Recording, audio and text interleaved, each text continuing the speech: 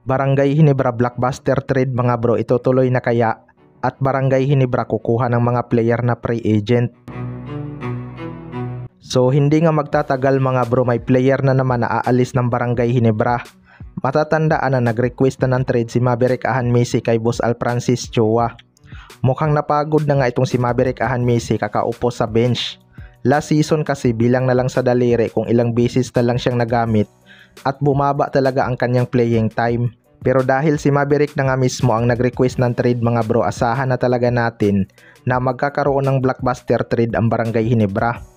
Pinag-iisipan pa lang siguro nila kung sino ang kanilang ipalit kay Maverick Ahan-Messi.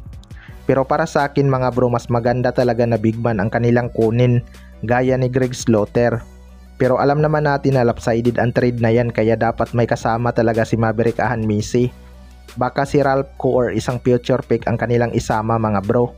Hindi na rin naman kasi ganun kalaki ang trade value ni Greg Slaughter. Humihingi daw kasi ito ng 800k per month, tapos may mga extra bonus pa. Pwede ding paraan lang ito ni Greg Slaughter para ayawan siya ng Titan Ultra at mapilitan silang i-trade na lang siya kaysa hindi pa nila mapakinabangan, 'di ba? Pero malaki pa talaga ang kayang i-provide nitong si Greg Slaughter, partikular na sa depensa mga bro. Hindi rin naman ito nagpabaya sa kanyang laro kahit nawala ito sa PBA ng ilang season, kaya hindi pa to kinalawang. Sa kabilang banda naman mga bro, Barangay Ginebra kukuha ng mga player na free agent. Hindi na talaga ganun kasolid ang lineup ng Barangay Ginebra ngayon mga bro, kaya 4 na taon na silang kulilat at di makakuha ng kampyonato. Sa ngayon nga ay maraming available talent na pwede sa Barangay Ginebra mga bro, at kayang-kayang makipag-compete pang second unit. Sa guard nga nandyan si Terence Romeo.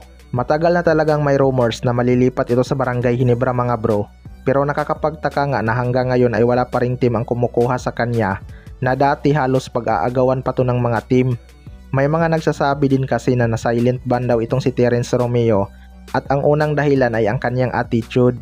May attitude din talaga tong si Terence Romeo, pero nagbago naman ito noong nalipat sa SMB, kaya hindi pa rin natin alam kung ano talaga ang totoong dahilan. Sunod naman ay si Vic Manuel. Isa din to sa mga big man na walang kumuha despite na may mga team na kailangan ng big man. Gusto pa naman sana nitong maglaro sa Barangay Ginebra, kaya lang hindi pa nabigyan ng chance matapos i-trade ng SMB sa Tiraperma Jeep. Pwede pa sana tong si Vic Manuel mga bro dahil malakas pa rin naman to mga labaw sa ilalim. Kaya isa din to sa mga gusto ng Ginebra fans makuha. Last ay itong si Justin Chua. Walang duda malaki talaga ang maitutulong nito, partikular na sa painted area mga bro. Walang ang player ang Barangay Ginebra na kayang makipagbardagulan sa ilalim. Kayo mga bro, ano masasabi nyo tungkol dito?